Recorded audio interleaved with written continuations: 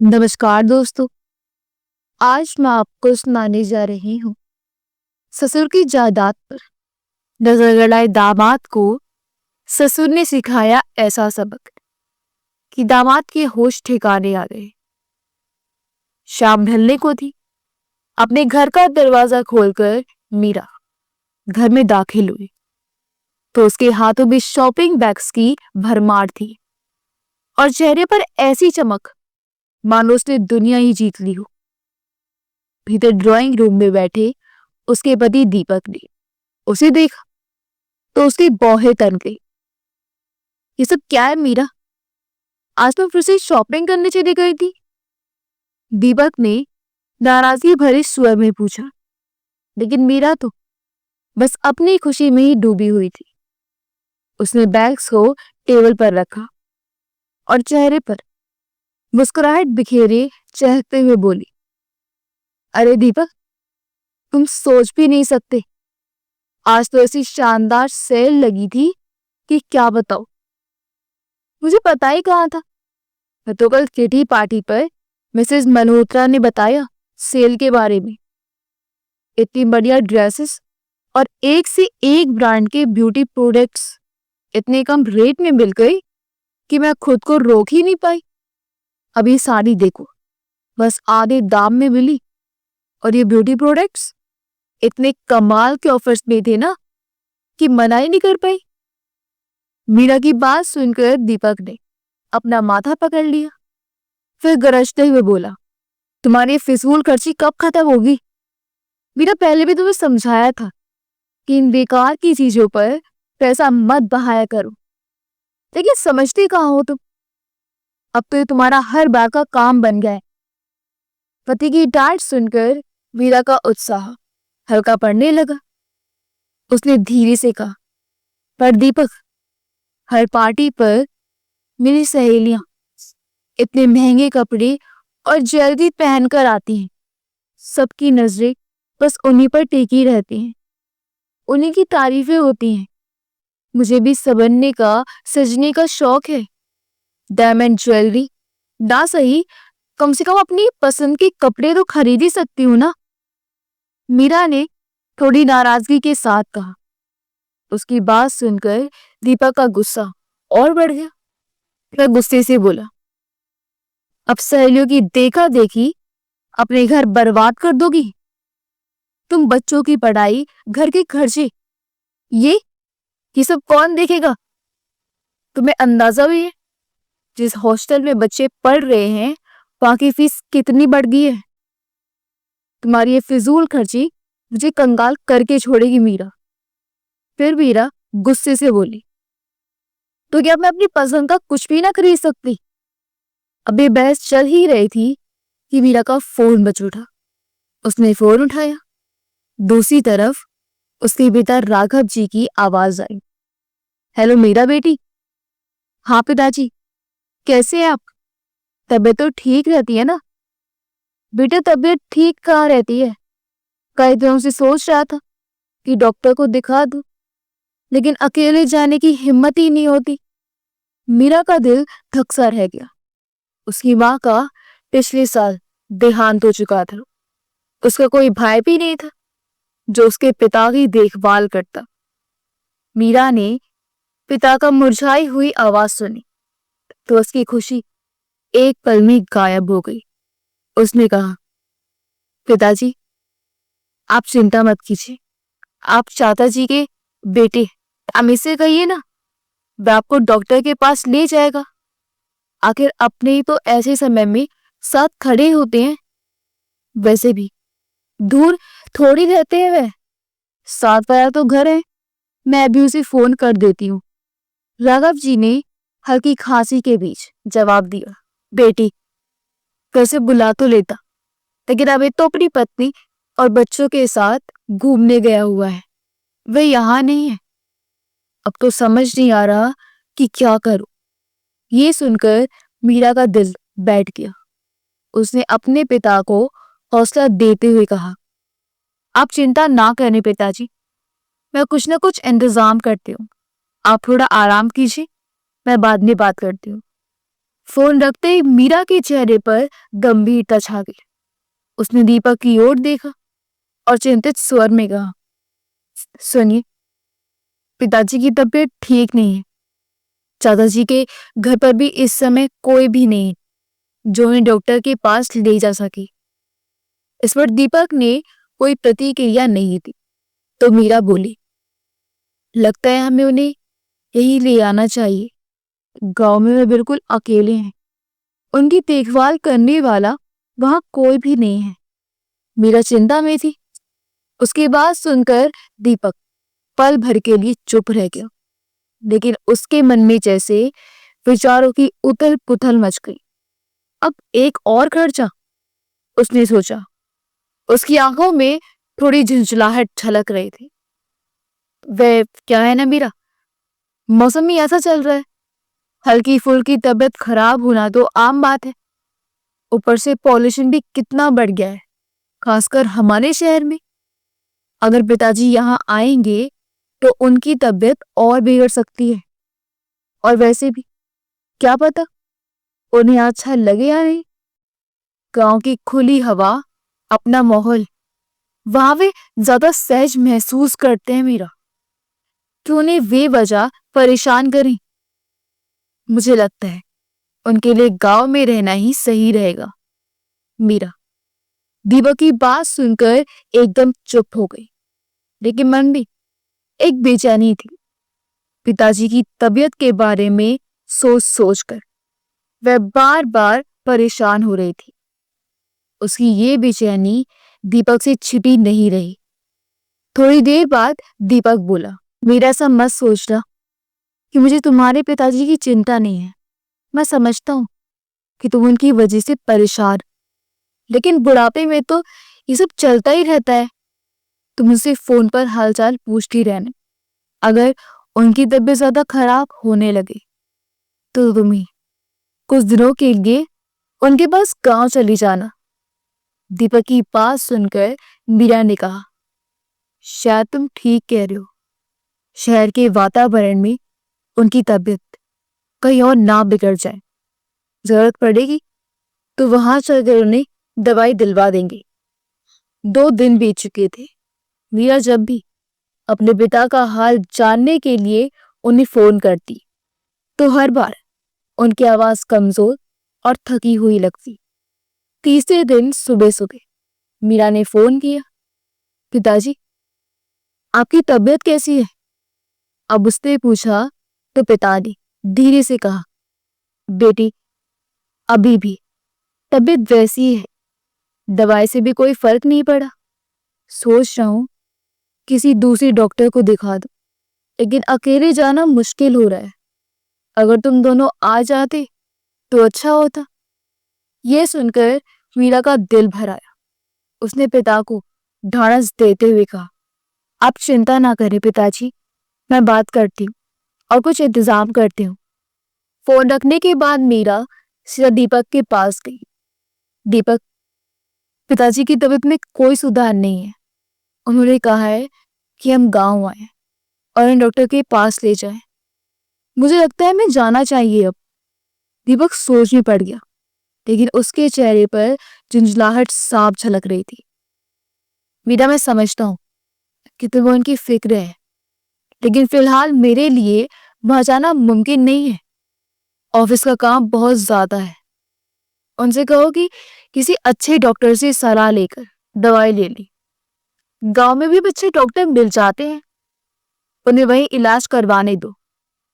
मीरा चुप हो गई और भारी दिल के साथ रसोई में काम करने चली गई। मीरा के रसोई में जाने के बाद दीपक अखबार को झल्लाहट में टेबल पर पटकते हुए गुस्से में बड़बड़ाने लगा, हद हो गई, इसके पिता तो रोज ही बीमार हुए रहते हैं। हर दूसरे दिन फोन करके बुलाने लगते हैं कि हमारे पास इतना फालतू समय है कि आए दिन में डॉक्टर को दिखाने जाते रहे। अगर तबीयत खराब है तो अपने आप ही डॉक्टर को दिखाने क्यों नहीं चले जाते? हर बार हमें क्यों परेशान करते हैं? इनके कहने पर मीरा भी उन्हें यहाँ लाने की रट लगा लेती है या मुझे वहां चलने को कहती है। और अगर वह बीमार है तो मैं क्या करूं? क्या मैंने ठेका ले रखा है इसके पिताजी का? कुछ देर बाद नाश्ता करके दीपक अपने ऑफिस के लिए निकल गया। नाश्ता करने के बाद मीरा घर का सारा काम जल्दी जल्दी निपटाने में लगी थी। तभी दरवाजे पर हल्की सी दस्तक हुई। मीरा ने जल्दी से हाथ साफ किए और दरवाजा खोला। सामने उनकी किराएदार निशा खड़ी थी। उसके हाथ में एक प्लेट थी जिसमें कुछ लड्डू रखे थे। भाभी जी, आज मैंने बेसन के लड्डू बनाए हैं, सोचा आपके लिए भी कुछ ले आऊं। निशा ने मुस्कुराते हुए कहा। मीरा ने फीकी मुस्कुराहट के साथ वो लड्डू ले लिए और निशा को थैंक यू कहा, लेकिन उसके चेहरे से खुशी कहीं गायब थी। निशा ने तुरंत उसकी उदासी भाप ली। भाभी जी, क्या हुआ? आप कुछ परेशान लग रही है। तो मीरा ने उदासी भरे चेहरे के साथ कहा, कुछ खास नहीं, बस मेरे पिताजी की तबीयत ठीक नहीं है। कि सुनकर निशा थोड़ा चिंतित हो गई। क्या हुआ उन्हें? बस क्या बताऊं, डायबिटीज के मरीज तो वह पहले से ही हैं। अब सांस लेने में भी दिक्कत हो रही है।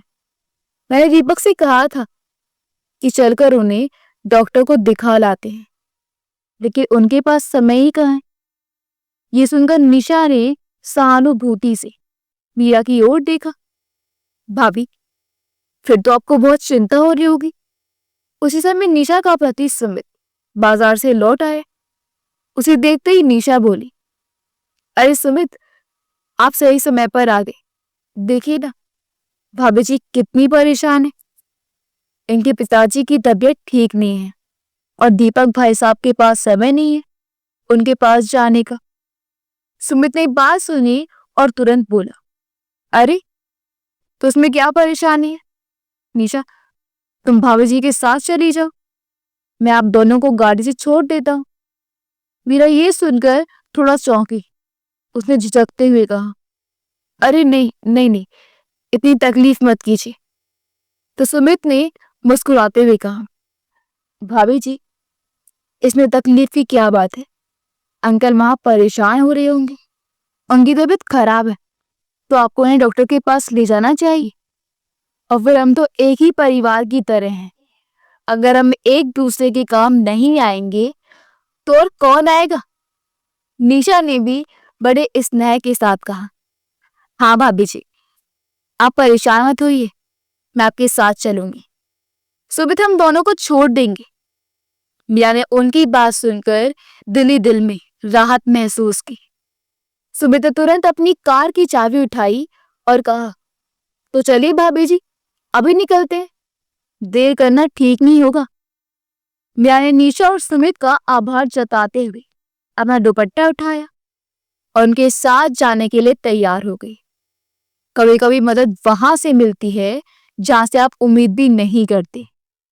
गाड़ी में बैठी हुई मीरा ने मन ही मन सोचा। गांव पहुंचने के बाद सुमित मीरा के पिता राघव जी को गाड़ी में बैठाकर डॉक्टर के पास ले गया।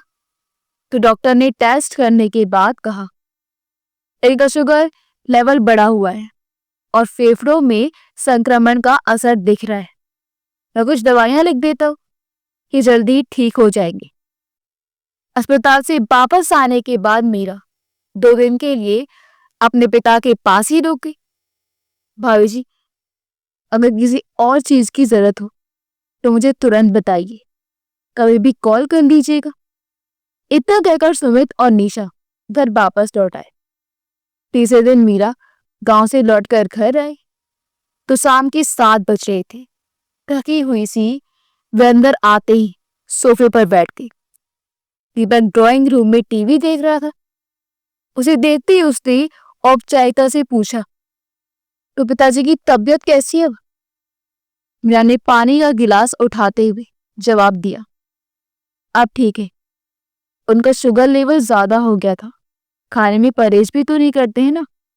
पिछले कई दिनों से कोर्ट केस की भागदौड़ में उन्होंने अपनी सेहत का ध्यान ही नहीं रखा और उनकी तबीयत बिगड़ गई। लेकिन एक बात तो अच्छी हो गई, सालों से जो उनका कोर्ट केस चल रहा था उसका फैसला उनके हक में आया है। केस?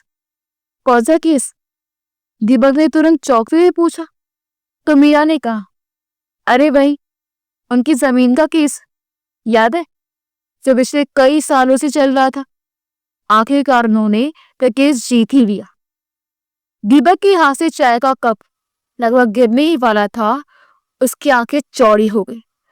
वह थोड़ा आगे झुकते हुए बोला, क्या वह वही जमीन जो हाईवे के साथ लगी थी? मिया ने सहजता से जवाब दिया, हाँ वही जमीन। बाप रे, उसकी कीमत तो करोड़ों रुपए है। दीपक ने हैरानी से कहा। तो मीरा बोली, उसकी कीमत करीब 5 करोड़ हो चुकी है। पिताजी उसे बेचने का सोच रहे हैं। दीपक को जैसे अचानक ही किसी खजाने की चाबी मिल गई हो। उसके चेहरे पर एक विचित्र उत्साह और खुशी की झलक आ गई। वाह, ये तो बड़ी अच्छी खबर है। वैसे उन्होंने कुछ कहा कि वह इस पैसे का क्या करेंगे? नहीं, अभी तो कुछ नहीं सोचा। और वैसे भी जब शरीर ही साथ ना दे तो पैसा भी किस काम का? दीपक ने अपनी चाय का कप नीचे रखते हुए गंभीरता का दिखावा करते हुए कहा, बात तो सही है। ऐसे बड़े फैसलों में सोच समझकर कदम उठाना चाहिए। आखिरकार ये संपत्ति उनकी मेहनत की है। दीपक के दिमाग में जैसे खलबली सी बच गई। दिखाने को भले ही सामान्य बन रहा हो, लेकिन अंदर ही अंदर वह बहुत बेचैन हो उठा था कि कहीं मीरा के चाचा का बेटा अमित उसके ससुर को अपने पक्ष में करके जमीन हथियार ना ले।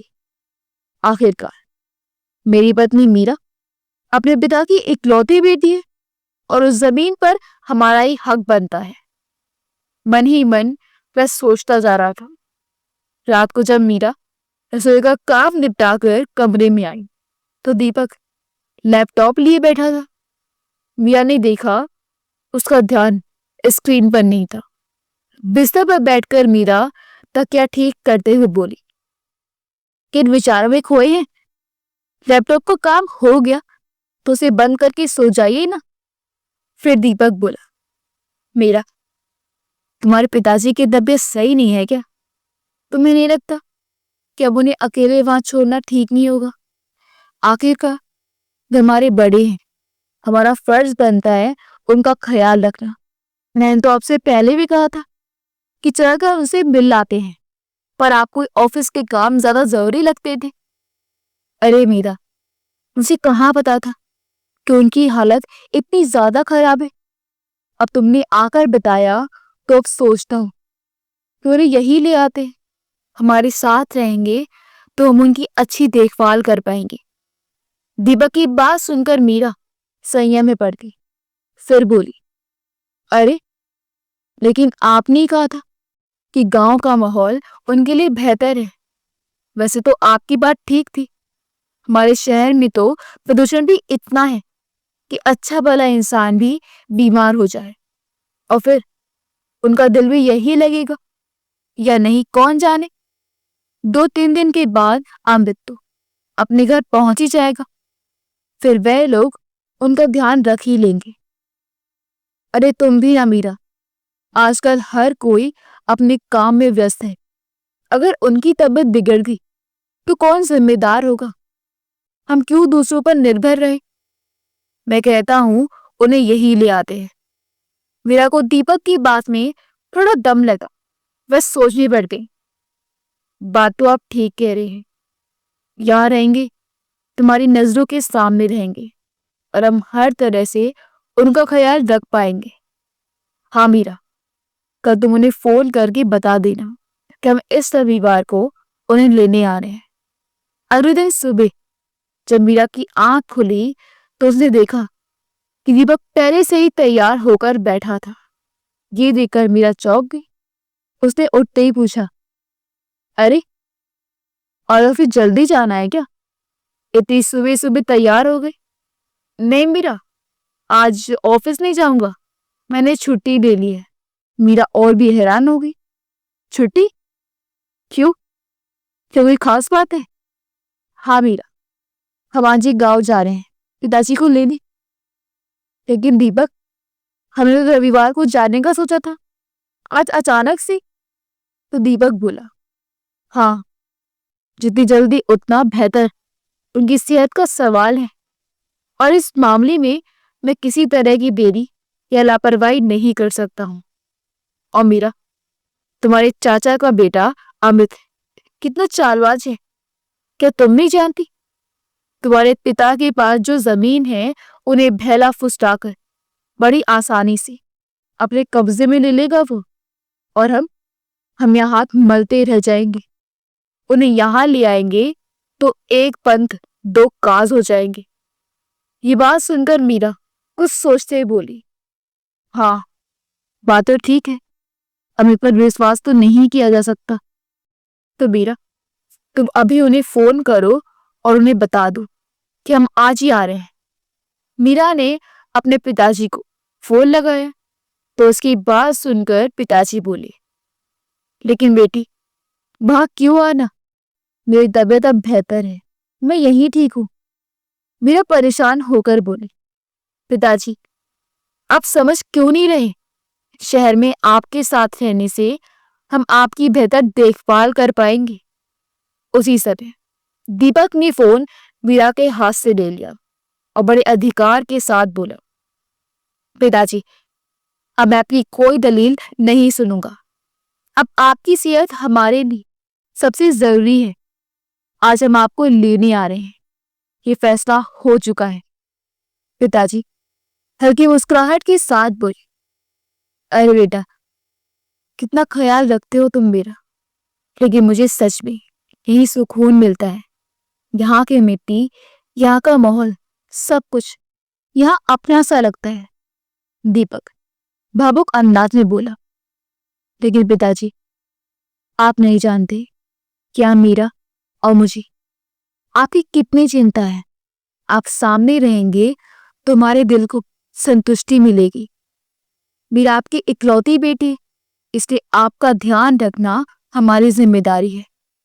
अब आप ही सोचिए, अगर आपकी जगह मेरे पिताजी होते तो क्या मैं उनके लिए सब नहीं करता? दीपक की दलीलों के सामने राघव जी की एक न चली। आखिरकार उन्होंने उनके साथ चलने के लिए हामी भर दी। शाम के समय दीपक और मीरा राघव जी के साथ घर लौटे।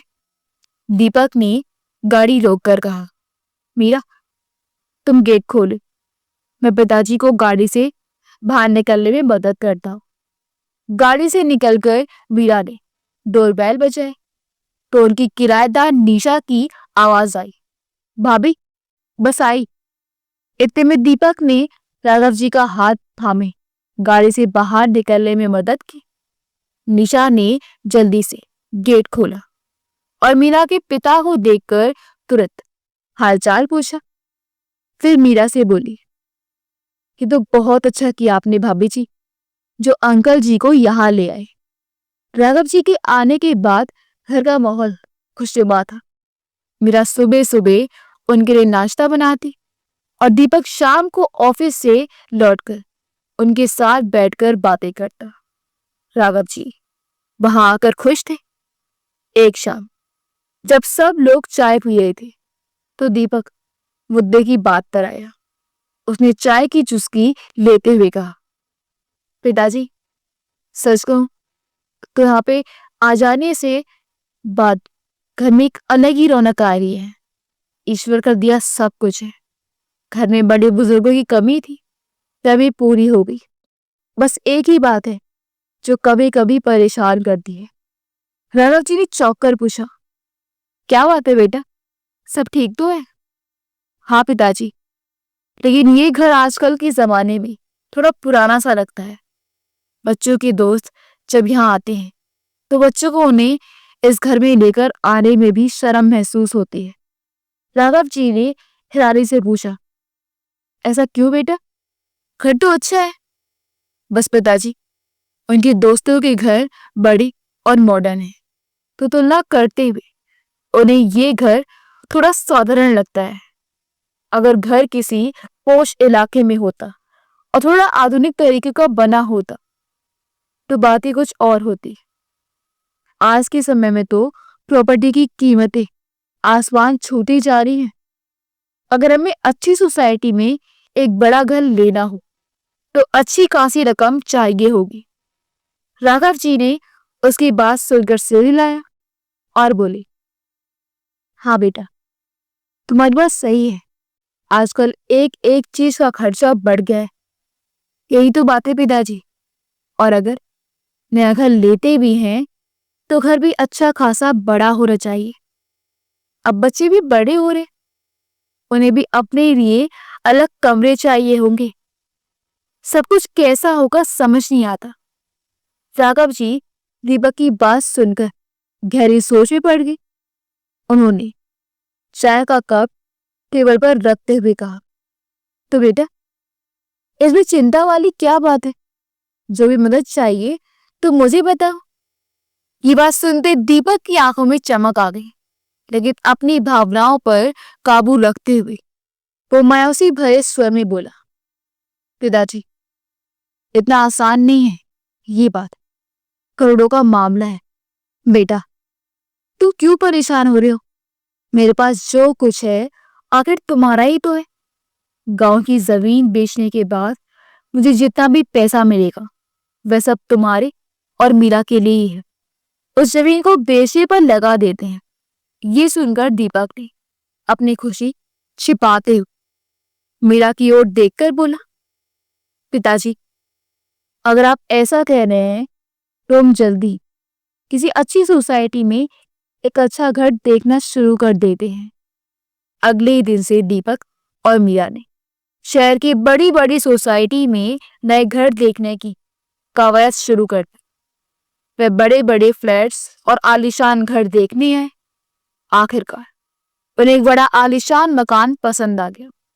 एक दो दिन में सौदा पक्का करने के लिए एडवांस रकम देनी थी। नए घर के बारे में सोच सोचकर दीपक और मीरा बहुत खुश थे। शुरू में तो मीरा और दीपक राघव जी का अच्छे से ख्याल रख रहे थे, लेकिन धीरे धीरे उन्होंने उनकी तबीयत के प्रति लापरवाही बरतनी शुरू कर दी। एक दिन राघव जी आंगन में चारपाई पर लेटे हुए जोर जोर से खांस रहे थे। उनकी सांस फूल रही थी। मीरा किचन से बाहर आई और बोली, क्या पिताजी, आपने दवाई समय पर नहीं खाई क्या? राघव जी ने कमजोर आवाज में कहा, नहीं बेटी, दवाई खत्म हो गई है। मैंने दीपक से कहा था, लेकिन शायद वह लाना भूल गया। इतने में दीपक अंदर से बाहर आया और बात सुनकर कहने लगा, अरे पिताजी, माफ करना, मैं दवाई लाना भूल गया। ऑफिस का काम इतना था कि ध्यान ही नहीं रहा। राघव जी ने हल्की खांसी के बीच कहा, ठीक है बेटा, दवाई बाद में लाना, अभी मुझे डॉक्टर के पास ले चलो। वह एक बार देख लेगा तो सही दवाई दिखा देगा। लेकिन दीपक ने जल्दी से गाड़ी की चाबी उठाते हुए जवाब दिया, पिताजी, अभी डॉक्टर के पास जाने का वक्त नहीं है।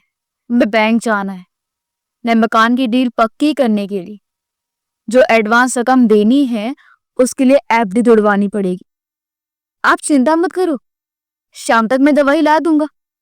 राघव जी ने थकी आवाज में कहा, बेटा, मेरी तबीयत बहुत खराब हो रही है। मुझे सांस लेने में दिक्कत हो रही है। इस पर वीरेन ने जल्दी से कहा, पिताजी, हम बैंक में ज्यादा वक्त नहीं लगेगा। आप थोड़ा आराम करो, हम जल्दी आ जाएंगे। दीपक ने गाड़ी स्टार्ट की और मीरा के साथ बैंक के लिए निकल गया। राघव जी अकेले खांसते हुए वही चारपाई पर लेटी रहे। उनकी हालत बिगड़ती जा रही थी। राघव जी के खांसने की आवाज सुनकर निशा बाहर निकली और सीढ़ियों से उतरकर नीचे आई। राघव जी की ऐसी हालत देखकर वह घबरा गई और बोली, अंकल जी, आंखें तो ज्यादा खराब लग रही है। भैया और भाभी कहाँ हैं? तो राघव जी बड़ी मुश्किल से इतना ही बोल पाए, बैंक गए हैं किसी काम से। निशा ने तुरंत अपने पति को बुलाया, सुमित, अंकल जी की तबीयत ठीक नहीं है, उन्हें डॉक्टर के पास ले जाना होगा। राघव जी ने विरोध किया, नहीं बेटी, परेशान मत हो, दीपक और मीरा आकर मुझे डॉक्टर के पास ले जाएंगे, लेकिन इतनी देर में कहीं तबीयत और ज्यादा खराब ना हो जाए। आपका इनहेलर कहाँ है? तो लेने से खांसी ठीक हो जाएगी। निशा ने कहा तो राघव जी बोले, बेटी का तो खत्म हो गया, दीपक को कहा था पर वे लाना भूल गया। निशा ने सुमित को फोन करके कहा तो सुमित आते हुए राघव जी का इनहेलर ले आया। थोड़ी देर में उन्हें खांसी में राहत मिली तो सुमित बोला, अंकल जी, डॉक्टर के पास जाना जरूरी है, ऐसी हालत में सिर्फ इनहेलर से काम नहीं चलेगा। राघव जी ने संकोच से कहा, लेकिन बेटी, इसकी क्या जरूरत है? दीपक और मीरा आते ही होंगे, वे खुद मुझे ले जाएंगे। अगर आप हमें गैर क्यों समझते हैं? हम भी तो आपके बच्चों जैसे ही हैं। कहते हुए सुमित ने गाड़ी निकाली और उन्हें डॉक्टर को दिखाने ले गया। राघव जी ने निशा और सुमित को ढेर सारे आशीर्वाद दिए। बेटी दामाद के घर रहते हुए राघव जी का हर दिन पहले जैसे ही कट रहा था। बिना देखभाल, बिना सहारा, दीपक और मीरा अपनी दुनिया में मस्त थे। जब भी राघव जी किसी काम के लिए दीपक को कहते तो वह हमेशा टाल देता। पिताजी भी टाइम नहीं है, कल ऑफिस से आते हुए ले आऊंगा। कि जवाब इतनी बार सुनने को मिला कि अब राघव जी ने उम्मीद ही छोड़ दी थी। मीरा भी अब उनके प्रति लापरवाह हो चुकी थी। वे या तो किसी की पार्टी में रहती या शॉपिंग, घर पर होती तो फोन पर अपनी सहेलियों से बातें करती। एक सुबह के 12 बज रहे थे। यूं तो मीरा दीपक के जाने के बाद अपने पिता को नाश्ता दे देती थी, लेकिन आज वे अभी तक खाना लेकर नहीं आए थे। राघव जी ने चारपाई पर लेटे हुए आवाज दी, मीरा बेटी, नाश्ता दे दो। मीरा अंदर फोन पर बात करने में व्यस्त थी। तुझे पता है हमने जो घर लिया है वो कितना शानदार है। एक एक चीज मेरी पसंद की है। किटी पार्टी पर जितनी भी लेडीज अपने आप को हाई सोसाइटी की समझती हैं, सबकी सब मेरा घर देखकर जल भून जाएंगी। राघव जी ने फिर आवाज लगाई, बेटी सुन रही हो? लेकिन मीरा की बातों में वो आवाज कहीं खो गई थी। राघव जी बाहर आंगन में लेटे हुए थे, इसलिए उनकी आवाज ऊपर तक जा रही थी। निशा उनकी आवाज सुनकर बाहर आई। नमस्ते अंकल, सब ठीक है ना? आपने नाश्ता किया? नहीं बेटी, मीरा को कह रहा था, शायद आप बिजी है। निशा ने अपने किचन से थाली दी, नाश्ता परोसा और राघव जी के पास ले आई। अंकल, अब आप ये खाइए। और आपकी दवाई कहाँ रखी है? डाइनिंग टेबल पर होगी, ला दोगी तो ले लूंगा। निशा ने तुरंत दवाई लाकर दी और पानी का गिलास थमाया। राघव जी ने भावुक होकर कहा, बेटी, तुम हमेशा मेरी मदद करती हो, भगवान तुम्हें खुश रखे। अक्सर सुमित भी राघव जी के पास थोड़ी देर आकर बैठ जाता था, उनका हालचाल पूछ लेता। अब वो दवाई खत्म होने पर राघव जी सुमित को ही फोन करके अपनी दवाई मंगवा लिया करते थे और सुमित के मना करने के बावजूद भी उसके हाथ में दवाई के पैसे जबरदस्ती थमा देते थे। दिन धीरे धीरे बिकने लगे। दीपक और मीरा अपने सपनों के घर में शिफ्ट होने को बेताब थे। रजिस्ट्री का दिन भी नजदीक आ रहा था और दोनों बेहद उत्साहित थे। एक शाम को जब दीपक ऑफिस से घर लौटा तो मीरा ने झूमते हुए कहा, सुनिए, अब हम अपने नए घर में शिफ्ट होने जा रहे हैं, तो आपको नहीं लगता कि हमें एक बढ़िया सी गाड़ी भी लेनी चाहिए और घर के लिए फर्नीचर भी आरामदायक और शानदार होना चाहिए? हमारे रिश्तेदार, आपकी दोस्त, मेरी सहेलियां, सब लोग घर देखने आएंगे तो सब अच्छा दिखना चाहिए ना।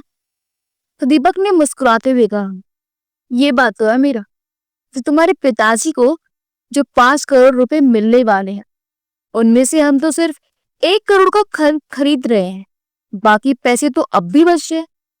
उन पैसों से हम बहुत आरामदायक फर्नीचर और एक लग्जरी गाड़ी खरीद लेते।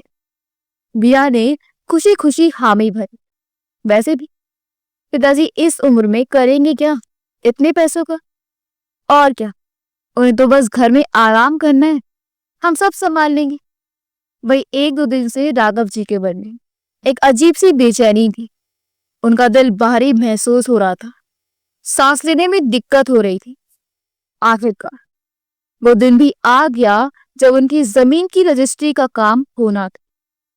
मीरा और दीपक दोनों बहुत उत्साहित थे। दीपक ने राघव जी से कहा, पिताजी जल्दी कीजिए, आज जमीन की रजिस्ट्री का दिन है, तैयार हो जाइए। राघव जी ने थके हुए स्वर में कहा, बेटी मेरी तबीयत ठीक नहीं लग रही, दिल भारी भारी सा लग रहा है, सांस लेने में दिक्कत हो रही है, मुझे लगता है मुझे डॉक्टर को दिखाना पड़ेगा। ये सुनकर दीपक के मन में एक गुस्सा उभरा, लेकिन उसने गुस्से को दबाते हुए कहा, पिताजी आज जरा जरूरी है, तो जमीन की रजिस्ट्री की डेट आगे के लिए टल जाएगी, और जब तक जमीन की रजिस्ट्री करवाकर पैसे हाथ में नहीं आएंगे तब तक हम अपने मकान की रजिस्ट्री कैसे करवाएंगे? मिया ने भी कहा, हाँ पिताजी आज तो जाना बहुत जरूरी है, और वैसे भी आपको गाड़ी में बैठकर ही तो जाना है, आप गाड़ी में आराम से बैठ जाइए, सारा काम हो जाने के बाद आपको डॉक्टर के पास ले जाएंगे। राघव जी ने दुखी होकर कहा, बेटी मेरी तबीयत अगर ठीक होती तो मैं क्यों मना करता, लेकिन अब तो मुझे उठने तक की भी हिम्मत नहीं। फिर भी दीपक और मिया ने जिद पकड़ी और राघव जी को गाड़ी में बिठा लिया। वे दोनों कचहरी के लिए निकले, ये कहकर कि थोड़ी देर में काम हो जाएगा, फिर आपको डॉक्टर के पास ले जाएंगे। लेकिन समय बढ़ता गया और वे दोनों वापस नहीं आए। राघव जी का दम घुट रहा था। उन्होंने 1-2 बार फोन किया, लेकिन हर बार नहीं जवाब मिला, बस थोड़ी देर और लगेगी, फिर हम आपको डॉक्टर के पास ले जाएंगे। राघव जी की स्थिति बिगड़ती जा रही थी, उनकी हिम्मत टूटने लगी, लेकिन उन्होंने फिर भी जैसे तैसे साहस जुटाकर सुमित को फोन कर दिया। उनकी आवाज कांप रही थी, सुमित बेटा मुझे लगता है अब मेरा समय आ गया है, मेरा दम घुट रहा है, तुम जल्दी आ जाओ। सुमित के कानों में ये शब्द गूंजते ही उसकी धड़कनें तेज हो गई, उसके अंदर एक अजीब सी बेचैनी भर गई। उसने तुरंत फोन काटा और बिना समय गवाए ऑफिस से निकल पड़ा और राघव जी द्वारा बताई जगह पर पहुंच गया। राघव जी की हालत वाकई में बहुत ज्यादा खराब हो चुकी थी। उन्हें जल्दी से अस्पताल लेकर गया। अस्पताल पहुंचकर डॉक्टर ने जांच पड़ताल शुरू की। इधर जब दीपक और मीरा राघव जी को लेने के लिए बाहर आए तो देखकर हैरान रह गए। राघव जी गाड़ी में नहीं थे। उन्होंने फोन लगाया, लेकिन उनका फोन भी बंद आ रहा था। वे दोनों पसीने से तरबतर हो गए। पिताजी की चिंता से ज्यादा उन्हें इस बात की चिंता थी कि अगर आज पैसे हाथ में ना आए तो नए मकान की रजिस्ट्री में और वहां शिफ्ट होने में और भी देरी हो जाएगी। उसी समय दीपक के पास सुमित का फोन आया और सारी बात बताते हुए उसे जल्दी अस्पताल पहुंचने को कहा। इतनी बात सुनते ही दीपक गुस्से से बिफरते हुए चिल्लाने लगा, सुमित आखिर तुम साबित क्या करना चाहते हो? पिताजी को अस्पताल ले जाकर तुम हीरो बनना चाहते हो क्या? तो सुमित बोले, लेकिन अंकल की हालत इतनी खराब थी कि एक पल की देरी भी जानलेवा हो सकती थी। क्या तुम उनकी सेहत से ज्यादा रजिस्ट्री की परवाह है? दीपक अब टेस्ट में आ चुका था। हाँ परवाह है, सिर्फ तुम्हारे कारण आज हमारा काम बनते बनते रह गया, तुम्हें बीच में आकर सब बर्बाद कर दिया। इधर चेकअप के बाद जो कुछ भी सामने आया उसे सुनकर सुमित हैरान रह गया। राघव जी को दिल का दौरा पड़ रहा था। डॉक्टर ने बताया कि अगर थोड़ी सी भी देर हो जाती तो कुछ भी हो सकता था। 2-3 दिन के इलाज के बाद राघव जी अस्पताल से घर लौट आए। उनकी हालत अब पहले से बेहतर थी, परंतु जब तक अस्पताल में रहे सुमित ने उनकी देखभाल की, क्योंकि दीपक को तो कोर्ट कचहरी से फुर्सत नहीं थी। डॉक्टर ने बताया था कि उन्हें पूरी देखभाल और आराम की जरूरत है, लेकिन मीरा और दीपक के लिए ये सब सिर्फ सुनने की बात थी। उनके दिमाग में केवल उनका नया मकान और उससे जुड़े काम ही घूम रहे थे। राघव जी के घर आ जाने के बाद सुमित और निशा ने कोई और मकान किराए पर लेकर वहां से जाने का फैसला कर लिया था। दीपक को रजिस्ट्री की तारीख खिसका पड़ी थी, जिस कारण उसके चेहरे पर हर वक्त खींच और नाराजगी झलकती रहती। एक दिन रजिस्ट्री की नई तारीख तय होने के बाद दीपक ने कहा, पिताजी अब हर हाल में ये काम निपटाना है, इस बार कोई अड़चन नहीं आनी चाहिए। मीरा ने भी उसकी हाँ में हाँ मिलाई। राघव जी को उनका ये व्यवहार देख तो बड़ी हैरानी हुई। काफी देर वे सोच विचार में बैठे रहे, लेकिन अब उन्होंने ठान लिया था कि उन्हें क्या करना है। कुछ ही दिनों में जमीन की रजिस्ट्री हो गई। घर पहुंचकर राघव जी ने दीपक और मीरा को अपने पास बुलाया। बेटा, मैंने सोचा है कि जमीन से आई रकम में से 3 करोड़ रुपए मैं तुम्हारे मकान के लिए दे दूं, बाकी मेरे पास ही रहेंगे। यही सुनकर दीपक ने तुरंत कहा, लेकिन पिताजी हमें तो मकान के लिए फर्नीचर, इंटीरियर और एक लग्जरी गाड़ी भी चाहिए। ये सब भी इसी रकम से होना था। बेटा, मैं तो तुम्हारे मकान के लिए जो देना था दे दिया। ये पैसे मैंने अपनी मेहनत से कमाए हैं। इन पैसों का मुझे क्या करना है तब मुझे ही तय करने तो बेहतर होगा। अब ये सब बातें चल ही रही थी कि सुमित और निशा अंदर आए। आपने बुलाया अंकल जी? हाँ बेटा, मैंने तुम्हें बुलाया है, कुछ महत्वपूर्ण काम बात करनी थी। आओ बैठो। राघव जी ने गहरी सांस ली और अपनी बात शुरू की। सुमित बेटा, मैंने अपनी जिंदगी में बहुत मेहनत की, हर पल सिर्फ अपनी बेटी और परिवार की खुशियों के लिए जिया, लेकिन अब मैं जिंदगी के उस पड़ाव पर हूं जहां नजर तो धुंधली हो जाती है, लेकिन रिश्तों का झूठ और सच साफ साफ दिखाई देने लगता है।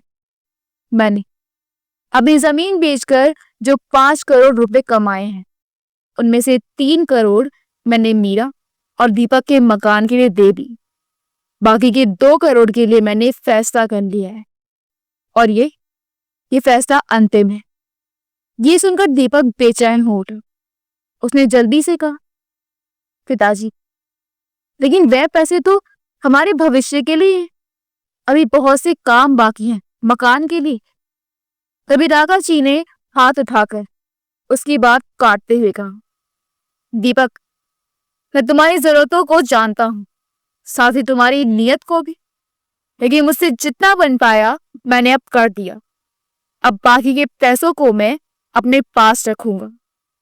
एक पिता भला अपनी बेटी के घर पर कब तक रुकेगा? इसलिए मैंने तय किया है कि अब मुझे यहां से चले जाना चाहिए। तो मीरा बोली, लेकिन पिताजी आप गांव में अकेले कैसे रहेंगे? नहीं बेटा, मैं गांव में नहीं रहूंगा। मैंने फैसला किया है कि मैं सुमित और निशा के साथ अपनी बाकी की जिंदगी बिताना चाहता हूँ। मेरे कोई बेटा और बहू तो नहीं थे, लेकिन उन्होंने बेटे बहू की तरह मेरी सेवा की है। उनकी बात सुनकर सुमित और निशा की आंखों में आंसू आ गए। राघव जी ने अपनी बात जारी रखी, इन दोनों ने मेरे लिए जो कुछ भी किया उसका एहसान मैं पैसे से तो नहीं चुका सकता, लेकिन फिर भी मैंने फैसला किया है कि जमीन से आए बाकी के पैसों पर इन दोनों का हक होगा। अब ये लोग किसी किराए के मकान में नहीं, अपने खुद के घर में रहेंगे। और हाँ, मेरे मरने के बाद मेरे गांव वाले मकान पर भी इन दोनों का ही हक होगा। जल्दी मैं अपनी वसीयत करवा दूंगा। ये बात सुनकर सुमित हाथ जोड़ते हुए बोले, अंदर जी, आप हमारे साथ रहना चाहते हैं ये जानकर मुझे अच्छा लगा, लेकिन इस सब के बीच पैसों को मत लाइए। हमें पैसों की कोई जरूरत नहीं है। सुमित की बात सुनकर राघव जी का दिल गदगद हो उठा, लेकिन फिर भी उन्होंने जो फैसला कर लिया था वह उसी पर अटल थे। दीपक और मीरा के चेहरे पर जैसे कालिक सी पुत गई। उन्होंने विरोध करने की कोशिश की, लेकिन राघव जी के सख्त स्वर में उन्हें चुप करा दिया। दीपक, मीरा, तुम दोनों शायद ये नहीं समझ पाए कि रिश्ते पैसे से खरीदे नहीं जा सकते हैं। सुमित ने मुझे उस समय सहारा दिया जिस समय मुझे सबसे ज्यादा जरूरत थी, और निशा ने एक बेटी की तरह मेरी देखभाल की। ये पैसे अब उनके ही हैं और इस बात पर अब और कोई बहस नहीं होगी। कमरे में सन्नाटा छा चुका था और राघव जी वहां से उठकर अपना सामान पैक करने चले गए। अगर आपको हमारी कहानी अच्छी लगी हो तो हमारे वीडियो को लाइक करें, शेयर करें और हमारे चैनल योगी वॉइस को सब्सक्राइब कर दें। मिलते हैं अगली वीडियो में। आपका बहुत बहुत धन्यवाद।